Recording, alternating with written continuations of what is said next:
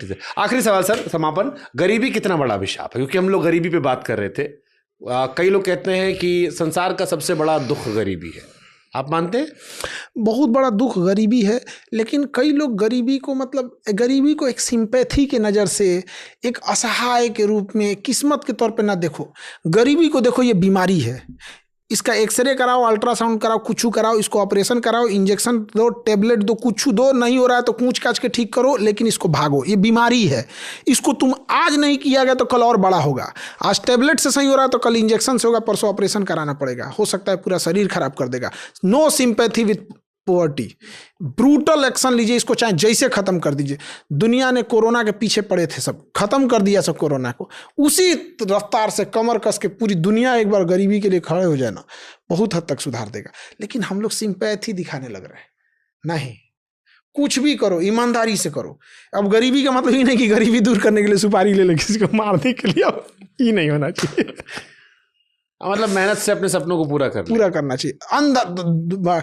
और अगेन कहते हैं, 8 घंटे की नौकरी करने वाले लोग जो देखते हैं कि अमीरों का सपना 8 घंटा नौकरी करने पे कभी नहीं हो सकता है।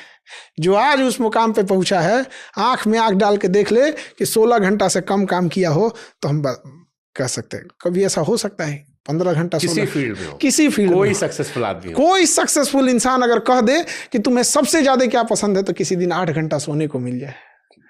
कोई इंसान, उसको खाना पीना, वो दूर जा चुका है उस चीजों से, और 8 घंटे में सोचिए कि सफल हो जाए, कभी नहीं होगा। आप गरीब पैदा हुए हैं कोई बात नहीं, आप गरीब मरे हैं तो लानत है, आप लानत है, क्योंकि इसका मतलब आपने मेहनत नहीं की है। बिल्कुल। बचपना अगर गरीबी में बीता है तो कोई दुख की बात नहीं है, लेकिन बाप का बुढ़ापा अगर गरीबी में बीत गया तो धिक्कार है। भले हमने खिलौनों की गलियों से अपने रास्ते बदले हों, लेकिन बाप अपना कोई रास्ता ना बदला हो। भले हम लोग कोई सामान खरीदने से पहले उसका प्राइस देखे हों कि औकात में है या नहीं, लेकिन जब पिताजी जाएं तो सीधे कहें पैक कर दो इसको, बेटा है मेरा। भले हम लोग को बुखार लगा हो तो इंतजार किए हों अपने से उतर जाएगा, लेकिन बाप का इलाज के लिए अगर अमेरिका जाना हो तो अगले दिन सोचना ना पड़े।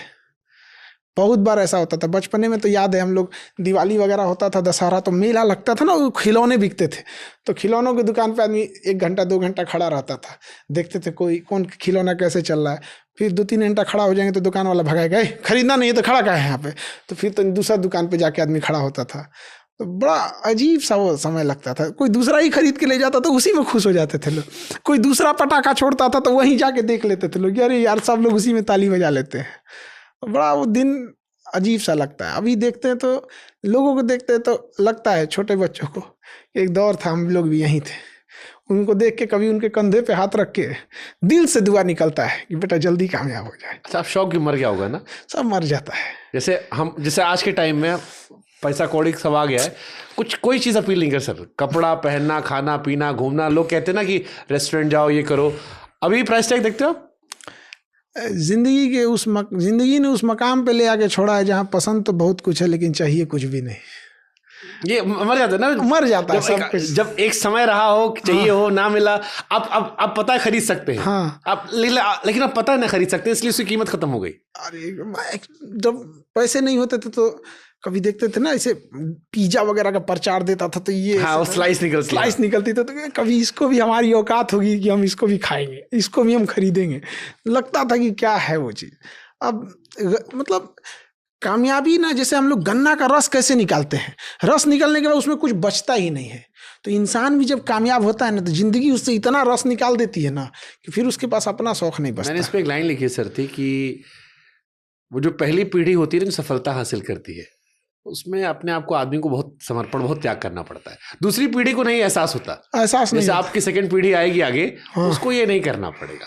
अपने घर की स्थिति जो बदलता है, कोई भी बड़ा व्यक्ति किसी भी फील्ड में, उस पहले व्यक्ति ने बड़ा त्याग किया होगा, बड़ा कॉम्प्रोमाइज किया होगा, बड़ा समझौता किया होगा, अपने सपनों को मारा होगा, ख्वाबों को कुचला होगा वो सफलता पाने के लिए। बहुत, आप कोई भी उठा लो, देख लो, कोई भी पहला व्यक्ति बड़ा हुआ होगा, बहुत दूसरे तीसरे चौथे तो आदमी भूल जाता है, उसको लगता है उसे बचपन से मिला होता है तो उसे लगता है यही नसीब है। हाँ, पहला व्यक्ति, जैसे अपने घर में आप पहले हो गए, बहुत अजीब लगता है। मतलब कभी ऐसा होता था कि किसी यहाँ शादी ब्याह में जाना हुआ तो स्टार्टिंग फेज में तो हम लोग ऑटो से जाते थे, तो ऑटो वालों को ना कहते थे 100 मीटर पहले ही रोक दे। सर आप इसका छोड़ोगे, मैं फिल्म सिटी में नौकरी करता था, एक चैनल था, नेशनल चैनल था, मैं एंकर था, तो मैं कैब वाला 350 रुपये लेता था, बरसात हो वैसे 200-250 रुपये लेते हैं उस दिन, बरसात में और बढ़ जाता रेट क्योंकि बारिश होती है, और बाइक वाला 60 से 120 रुपये।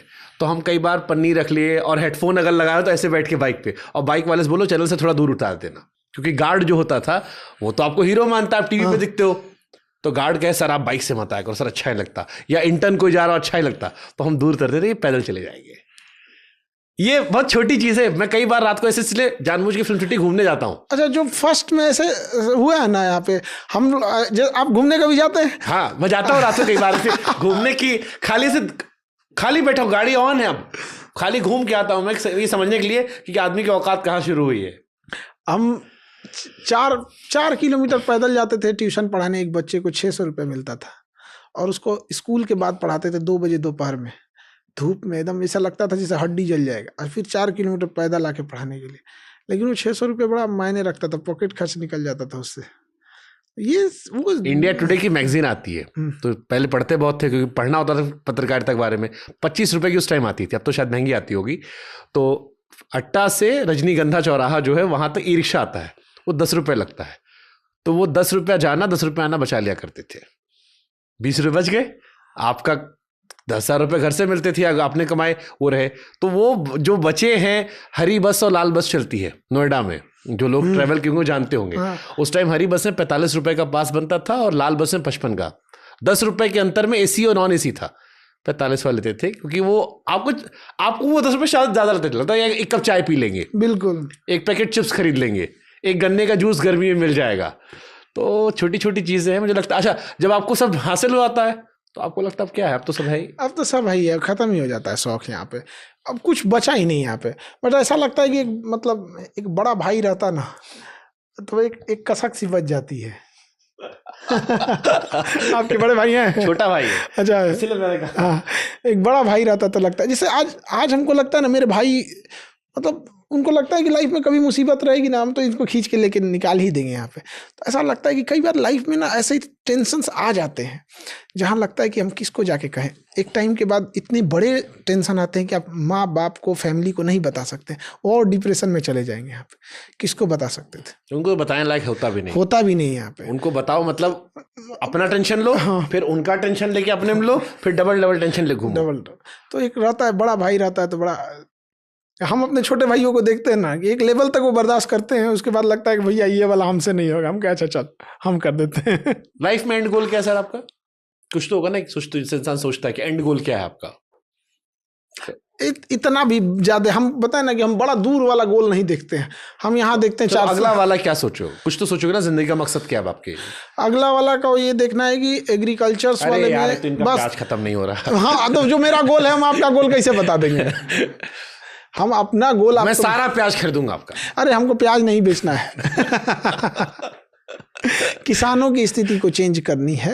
वहाँ पे किसान सब आज भी वही वाला ट्रेडिशनल तरीका अपना के रखे हुए, तो वो किसान को जब तक, आप इंडिया में सबसे ज्यादा पॉपुलेशन किसकी है? किसानों की। आप किसानों को और महिलाओं को चेंज कर दीजिए, पूरा देश चेंज हो जाएगा।